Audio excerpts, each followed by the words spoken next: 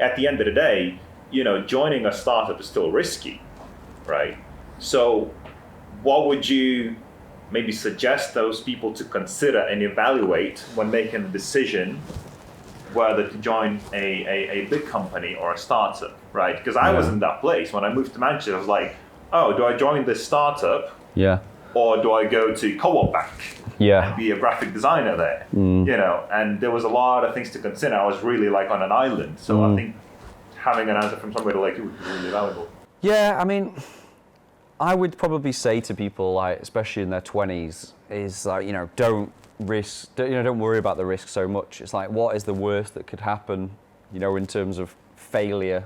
Like, if it doesn't work out, what's going to happen? You're paying for your flat, rent, maybe some outgoings. You probably aren't going to have kids. You probably aren't going to have, a family set up. You probably aren't going to have mortgage, investments, whatever. So probably your 20s is probably the time to, make stuff happen, feel like you can take a bit of a risk, even investing in stocks and stuff like that, feel you can get in early on different things, and take that risk. What is the worst that could happen, whether that's an early stage startup or your own business? I wouldn't say I've got more risk adverse. Obviously I've got 2 kids, been married for 10 years, obviously things are going all right, house, all that sort of stuff. But, obviously you get to a point where you do more due diligence, you make sure the role you're taking on next or whatever, that you have a blanket, security blanket of cash, those sorts of things if anything went wrong. And also even when I joined Subkit just now, I'm one of the founding team, obviously I act a lot of due diligence of the CEO myself, where's your vision, where do we see ourselves getting investment, let me have a look at the deck, a few times, let me ask loads of questions, those sorts of things. So you've got to do your due diligence as well. But if you're in an early stage, like if you're in your 20s, like, have a great time, learn a lot. It might seem like it's soul destroying if things don't work out after a year or two, but actually then there's the perfect opportunity to join another startup, because startups want to hire people who've been through startups.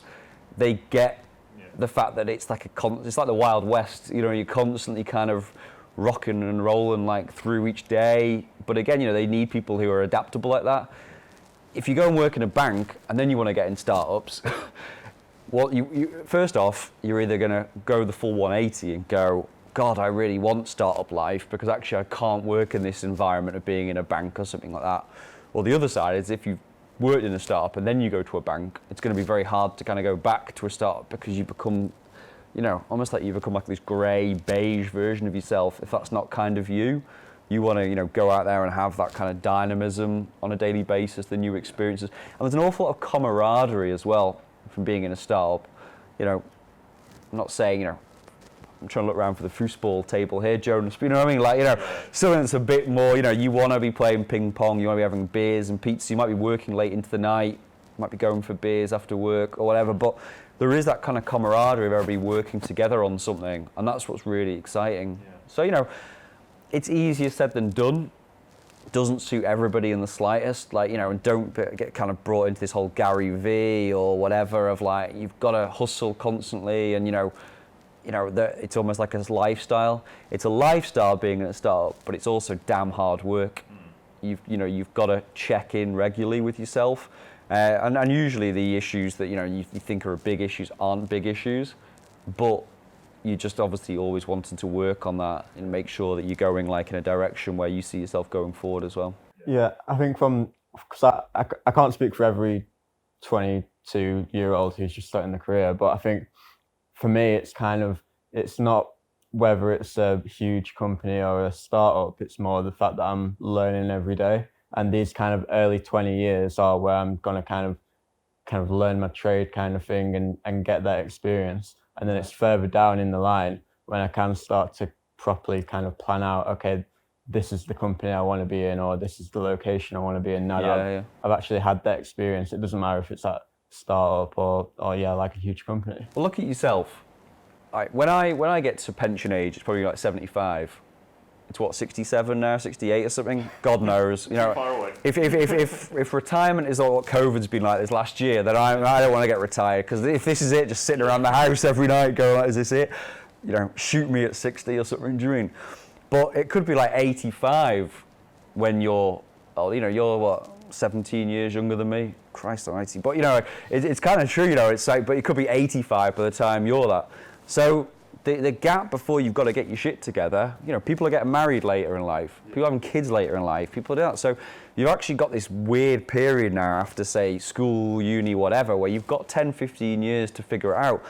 And don't forget as well, big businesses, traditional companies, they're almost like trying to disrupt themselves now. Do you know what I mean? They're trying to act like a startup. Yeah.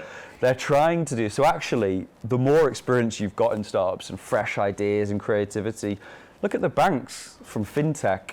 They're having to now think in a different way. They're redesigning their apps, they're redeveloping their systems, they're building communities, they've got co-working offices that are free to their customers. They're having to think like a startup. So, you know, if anything, you know, working a startup and putting yourself in that is like the dream job to get, I would have thought. Do you know what I mean? So it's, you know, so I wouldn't worry, like, look, pension age, like I said, I think that's always something I keep in mind. What is probably the age you'll be working until in some way, unless you win that Euro Millions, man, or you do hit it lucky with a startup and go, wow, those stock are worth like 4 million now or something like that. I can retire at 50 or something. But, you know, those kind of things as well, you have to bear in mind. You know, like you've got that gap between, say, 22 and 85. It's a hell of a long time to fill. Yeah. So these next 10, 15 years, you know, enjoy yourself and